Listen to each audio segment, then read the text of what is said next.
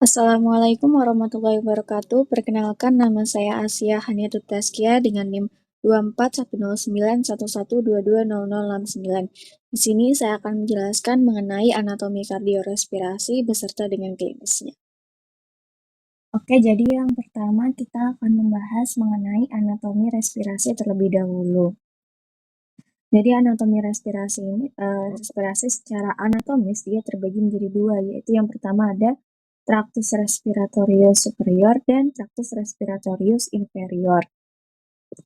Untuk Tractus respiratorius superior sendiri dia terdiri dari yang pertama nasus, kemudian faring dan laring.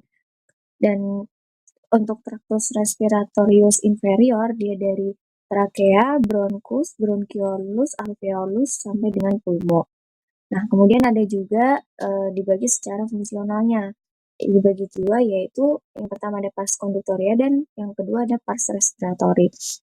Untuk yang pars conductoria, ya dari mulai vestibulum nasi yang ada di nasus sampai dengan bronchiolus terminalis. Dan yang untuk pars respiratory sendiri, dia dari bronchiolus respiratorius sampai dengan pulmo. Nah, yang pertama akan kita bahas yaitu nasus atau hidung. Dia ada hidung bagian luar atau nasus externus dan hidung bagian dalam atau kavitas nasi. Ya, ini adalah tampak dari nasus externus, hidung bagian luar. Itu ada cartilago septinasi, ada cartilago alaris minor, ada yang juga yang alaris mayor, kemudian ada os nasal, os frontal, ada juga nares anterior atau lubang. Selanjutnya kita masuk ke kavitas nasi yang di depan itu ada vestibulum nasi yang ada di depan. Kemudian di kavitas nasi ini juga ada sebuah penonjolan atau yang dinamakan konka. Ada 3 konka, itu yang di atas ada konka nasalis superior, terus yang tengah ada konka nasalis media, dan yang di bawah ada konka nasalis inferior. Nah, di antara konka itu ada juga yang namanya meatus. Ada meatusnya juga ada 3, yaitu ada meatus nasi superior, kemudian yang tengah ini meatus nasi medius, dan yang bawah meatus nasi inferior.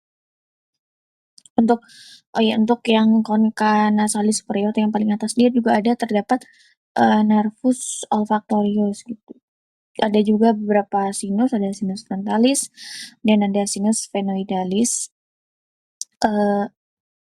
Untuk kartilagonya ada cartilago septinasi, jadi terletak di depan, jadi dia itu menutupi sebagai pembatas dari septum nasi itu. Tapi pada gambar ini dia tidak terlihat ya cartilago septinasinya.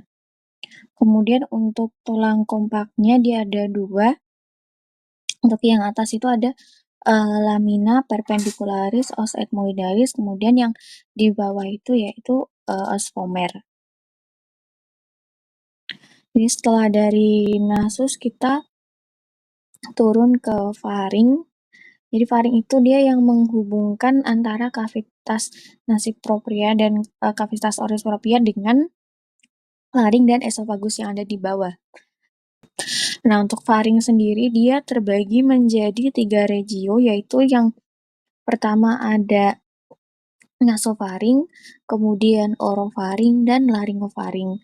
Itu seperti pada gambar yang ada di kanan, itu yang paling atas ada nasofaring, kemudian yang tengah itu orofaring dan laringofaring. Nasofaring itu dia berhubungan dengan kavitas nasi propria atau hidung melalui koana. Terus kemudian yang orofaring ini dia berhubungan dengan kavitas oris propria atau mulut, kemudian yang paling bawah laringofaring dia berhubungan langsung dengan laring yang ada di bawah.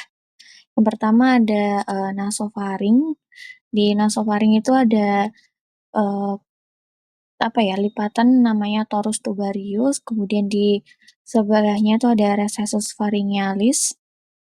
Kemudian ada juga palatum mulut, terus ada tonsilla pharyngealis. Tadi ada torus tubarius, juga ada torus levatorius. Ada juga plika, ada 2 plika, yaitu plika salpingopalatina dan plika salpingopharyngealis. Kemudian kita turun ke orofaring. Di orofaring ini ada tonsilla nasopharyngealis, kemudian ada tonsilla lingualis, dan tonsilla palatina atau fossa tonsillaris. Kemudian kita turun ke bawah lagi ada laryngofaring. Dia berhubungan dengan laring melalui aditus laringis. Nah, pada laryngofaring ini ada recessus piriformis. Nah, untuk otot-otot pada faring sendiri otot ada musculus stylofaringeus dan musculus palatopharyngeus. Kita lanjut ke laring. Pada laring ini dia dibentuk oleh osioideum dan ada cartilago laringis.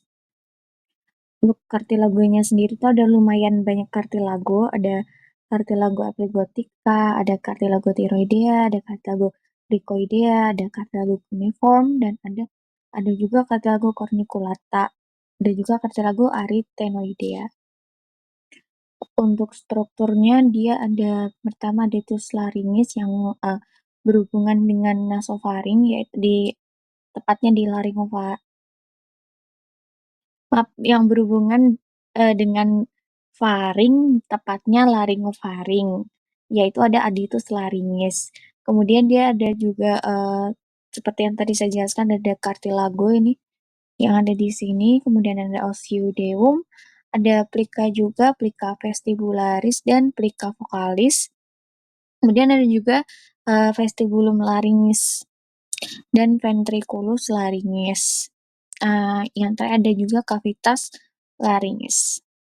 Nah, setelah tadi sampai di laring, itu adalah batas dari tractus respiratory superior.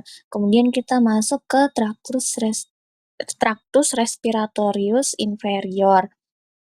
Itu ada seperti pada gambar, dia dimulai dari trakea, kemudian dia turun ada bronkus, kemudian ada bronchiolus, terus di ujung ada alveolus dan ada pulmo.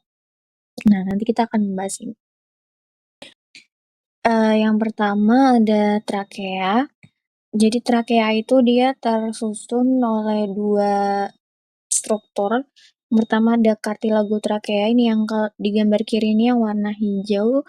Kemudian yang kedua ada ligamentum annularia yang warna putihnya itu di sela-selanya. Nah, trakea ini mulainya dari di bawah, kalau di gambar ini di bawah cartilago cricoidea itu udah mulai cartilago trakea. Nah, untuk proyeksinya trakea itu dia setinggi angulus ternalis atau pada vertebra toraka 4 sampai 5 gitu.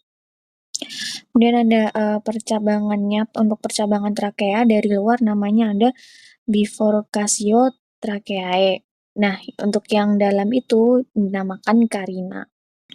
Setelah dari trakea, kemudian dia nanti akan bercabang menjadi bronkus. Yang pertama ada bronkus principalis atau bronkus primarius. Jadi dia ada bronkus principalis dexter dan ada bronkus principalis sinister.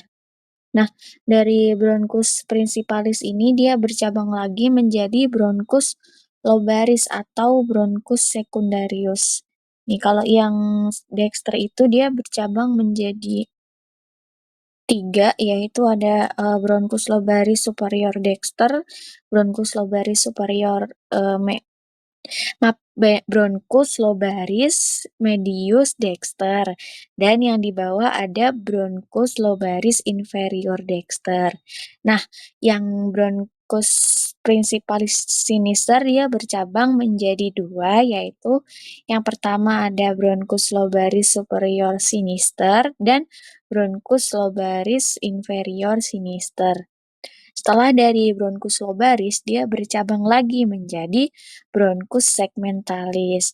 Untuk bronkus segmentalis ini percabangannya banyak sekali. Ada sekitar 10. Setelah dari bronkus segmentalis, dia nanti aku bercabang lagi menjadi bronchiolus. Jadi bronchiolus ada bronchiolus terminalis dan bronchiolus respiratorius. Nah, pada ini juga yang di kiri ini tadi kan yang secara pembagian secara fungsional ada pars conductoria dan pars respiratory. Nah, untuk yang pars respiratory ini dimulai dari nih bronchiolus respiratorius seperti pada gambar ini. Nah, habis itu ada alveolus. Pada alveolus ini ada pneumosit tipe 1 dan pneumosit tipe 2. Nah, untuk pneumosit tipe 1 ini dia fungsinya untuk pertukaran gas gitu antara alveolus dan kapiler darah. Nah, yang untuk pneumosit tipe 2 dia fungsinya untuk menghasilkan surfaktan paru yang surfaktan ini tuh fungsinya tuh untuk mengurangi apa ya, tegangan dan gesekan gitu antara alveolus. Jadi alveolusnya nanti tidak kolaps saat pernapasan. Kemudian kita sampai pada pulmo. Nah, ini pada gambar yang ada pulmo dexter dan pulmo sinister nih pada anterior view. Di pulmo ini ada apex pulmonis atau yang paling atas ini dan ada basis pulmonis itu yang di bawah ini. Kemudian dia ada juga fasies. Fasiesnya ada dia fasies costalis, kemudian ada fasies mediastinalis dan ada fasies diafragmatica. Untuk lobus pada pulmo berbeda antara dexter dan sinister. Untuk lobus pulmo dexter itu ada 3, yaitu ini pada gambar ini, yang sebelah kiri ada lobus superior, kemudian ada lobus medius dan lobus inferior pulmo dexter. Kemudian yang pulmo sinister itu ada 2, yaitu lobus superior dan lobus inferior pulmo sinister. Ada juga celah atau visura yang kanan atau dexter itu ada 2, yaitu visura horizontalis dan visura obliqua. Yang miring ini namanya visura obliqua, kemudian yang mendatar itu namanya visura horizontalis. Kemudian untuk yang pulmo sinister dia cuma ada visura obliqua ini yang miring itu. Nah, yang ini untuk posterior view-nya. Nah, dia nih terlihat hilus pulmonis yang seperti apa ya, dia pintu masuk bukaan gitu pada pulmo. Ada untuk pulmo dexter itu urutannya ada BAV. Yang paling atas itu bronchus principalis dexter, kemudian yang tengah itu ada arteri pulmonalis dexter, dan yang bawah itu ada vena pulmonalis. Kemudian yang sinister yang paling atas itu ada arteri pulmonalis, kemudian yang tengah itu bronchus principalis nih. Nah, yang bawah itu vena pulmonalisnya. Nah, ini juga terlihat ini fasies diafragmatikanya jadi dia menghadap ke diafragma. Tambahan juga untuk pleura atau struktur yang melapisi pulmo, dia ada pleura visceralis, yaitu dia menempel langsung pada pulmo, dan ada pleura parietalis, dia tidak menempel langsung pada pulmo. Nah, di antara 2 pleura itu, yaitu pleura visceralis dan pleura parietalis, itu ada kavitas pleura atau cairan di antaranya itu. Nah, kita sudah selesai membahas anatomi respirasi, kemudian kita akan pindah ke anatomi kor atau anatomi jantung. Yang pertama yaitu ada apex cordis, ada yang ada di bawah ini, apex cordis. Kebalikannya dari pulmo, tadi kan pulmo apexnya di atas, untuk jantung ini apexnya ada di bawah. Kemudian basis cordisnya ada di atas. Pada jantung ini juga ada atrium dan ventricle yang dibagi 2, yaitu atrium sinister dan dexter, kemudian ada ventricle sinister dan dexter. Nah, di antara ventricle sinister dan dexter itu ada yang namanya septum interventricular. Ini terlihat kan pembatasnya gitu, dia pembatas pada jantung. Untuk ada di jantung ini juga ada muskulusnya. Pada atrium namanya musculus pectinate. Pada ventricle namanya musculus papillaris. Musculus papillaris ini dia ada di ventricle nih. Nah, yang menyambung itu Jadi, di antara atrium dan ventrikel dia kan dibatasi, dibatasi oleh katup. Nah, pada katup ini terus ada yang namanya chorda tendina. Itu tuh kayak yang jaring-jaring gitu loh, yang menarik gitu. Nah, habis itu dia ada musculus papillarisnya di setelah chorda tendinea itu. Kemudian ada auricula juga, ada auricula dextra dan sinistra ini terlihat di sini. Yang gambar kiri yang putih-putih di ujung kanan dan kiri itu, nah itu auricula dextra dan sinistra. Kemudian jantung juga memiliki lapisan. Lapisannya ada 3, ada perikardium, miokardium, dan endokardium. Perikardium yang paling luar, miokardium yang tengah, dan endokardium yang paling dalam. Nah, untuk perikardiumnya sendiri dia dibagi 2, ada perikardium serosum dan perikardium fibrosum. Untuk yang fibrosum itu dia paling luar, jadi paling luar itu ada perikardium fibrosum, kemudian di baliknya itu ada perikardium serosum. Nah, perikardium serosum itu dibagi menjadi 2 lagi, yaitu ada lamina visceralis dan lamina parietalis. Kalau yang lamina visceralis itu dia langsung menempel pada jantung. Kalau yang parietalis itu dia tidak menempel pada jantung. Nah, tadi kan ada ventricle dexter dan sinister. Nah, sinister kan. Nah, untuk yang sinister itu ventrikelnya dia itu miokardiumnya dia lebih tebal daripada yang yang dexter.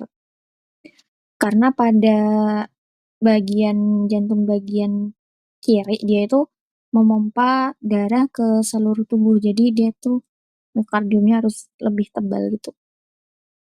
Nah, di jantung tadi kan ada yang namanya valva atau katup. Ini gambarannya. Ini yang paling atas ada, jadi katup itu ada 2, katup semilunaris dan katup atrioventrikular. Nah, untuk yang atas ini adalah valva trunci pulmonalis. Untuk, bawahnya itu ada valva aorta, kemudian ini yang kanan ada valva atrioventricularis dextra, yang kiri itu valva atrioventricularis sinistra.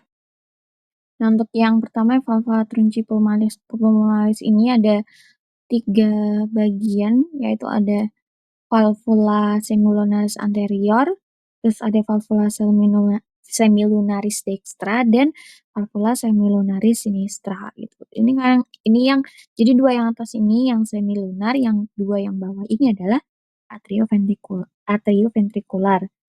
Yang kemudian kita lanjut ke valva aorta di yang tengah ini. Nanti ada valvula semilunaris dextra, kemudian valvula semilunaris sinistra, dan valvula semilunaris posterior. Kita terus pindah ke yang kanan atau valva atrioventriculis dextra, atau nama lainnya adalah valva tricuspidalis. Dia ada kalau tadi kan yang valva aorta dan trunci pulmonalis namanya valvula. Kalau untuk yang di atrioventricular itu namanya cuspis. Ada cuspis anterior, ada cuspis posterior, dan ada cuspis septalis. Nah, untuk yang kiri atau namanya valva atrioventricularis sinistra itu ada nama lainnya adalah valva mitralis. Dia ada cuspis anterior dan cuspis posterior. Ini juga ada annulus fibrosus. Untuk katupnya tadi kan yang pertama ada katup tricuspid atau atrioventricular sinis dextra. Nah, dia tuh letaknya ada di antara atrium kanan dan ventrikel kanan gitu. Dia membatasi dia katup di antara atrium dexter dan ventrikel dexter. Kemudian habis itu ada katup pulmonal. Dia letaknya ada di antara ventrikel dexter dan arteri pulmonalis. Di bawahnya itu.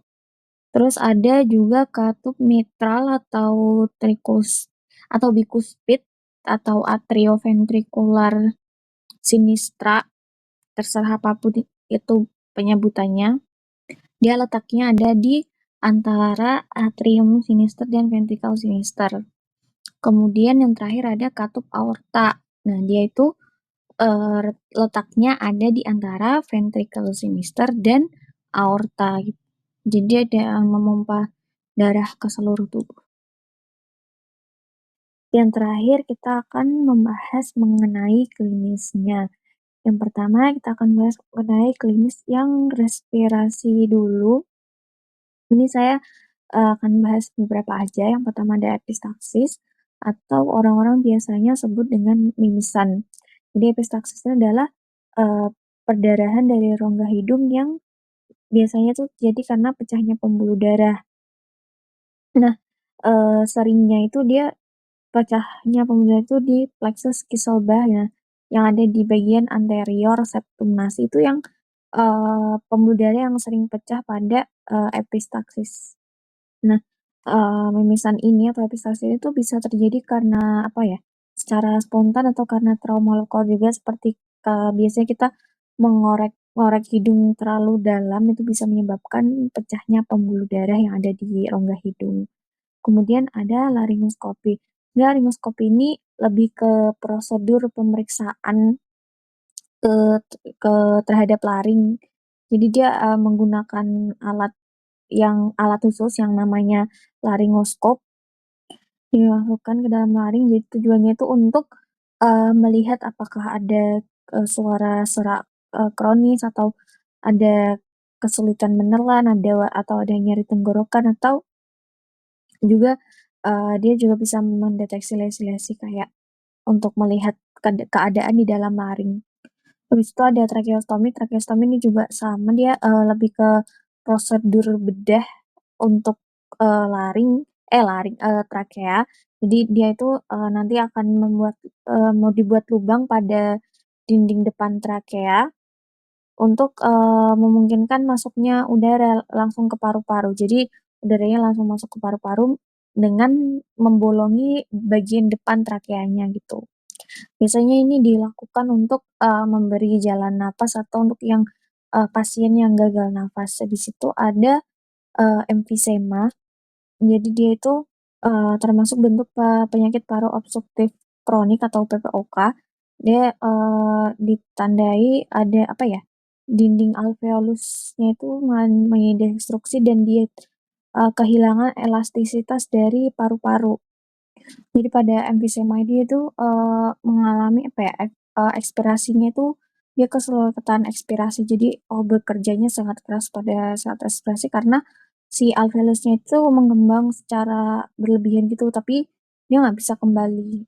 Kemudian ada atelektasis, itu, eee, klinisnya, kolapsnya paru-paru, bisa disebabkan oleh, obstruksi atau dari tekanan dari luar paru-paru. Kemudian ada emboli pulmonal. Jadi itu adalah penyumbatan mendadak pada arteri paru oleh embolus. Nah, paling seringnya itu dia, eee, tersumbat tersumbatnya itu karena bekuan darah yang berasal dari vena. Kemudian kita beralih ke, klinisnya jantung. Yang pertama ada gagal jantung atau heart failure. Dia kondisi di mana jantung itu udah tidak bisa memompa darah secara efektif untuk memenuhi kebutuhan metabolik dari tubuh. Gagal jantung itu ada, gagal jantung sistolik dan gagal jantung diastolik. Gejalanya itu bisa ada kayak sesak nafas, kemudian dia ada edema dan, kelelahan. Kemudian ada infarct myocard atau serangan jantung. Serangan jantung ini tuh dapat terjadi ketika suplai darah ke sebagian otot jantung atau ke miokardium itu terhenti secara mendadak akibat dari sumbatan arteri koroner.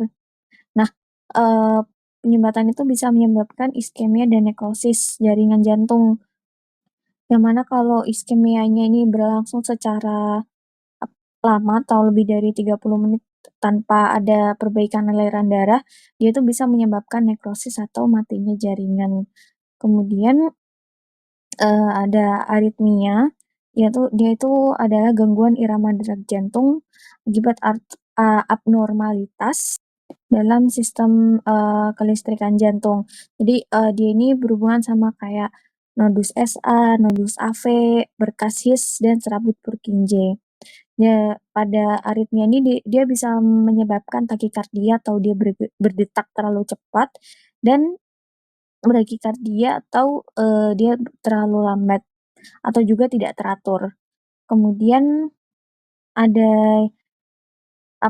klinisnya untuk yang permasalahan pada katup jantung itu ada stenosis dan regurgitasi. Kalau stenosis itu adalah penyempitan pada salah satu katup jantung yang dia nanti akan menghambat aliran darah normal dari ruang jantung ke ruang jantung yang lain gitu. Nah, kalau untuk regurgitasi itu di mana, eee, katup jantungnya tuh dia tidak menutup secara sempurna. Jadi menyebabkan aliran darah yang harusnya ke ruangan setelahnya dia kembali lagi aliran darahnya balik lagi atau regurgitasi. Kemudian, yang terakhir ada kelainan jantung bawaan, contohnya itu ada tetralogy of Fallot, itu dia kelainan jantung bawaan yang secara kompleks itu, dia terdiri dari 4 kelainan, ada stenosis pulmonal, terus ada defect septum ventricle, ada overriding aorta, dan hipertrophy ventricle dextra. Nah, kondisi ini tuh bisa menyebabkan darah itu bercampur, kayak darah yang sudah banyak akan oksigen dia bercampur dengan darah yang banyak CO2-nya gitu, darah bersih dan darah kotor tuh dapat bercampur gitu. Terima kasih, itu saja yang dapat saya sampaikan. Mohon maaf apabila ada kesalahan penyampaian atau kesalahan penyebutan. Wassalamualaikum warahmatullahi wabarakatuh.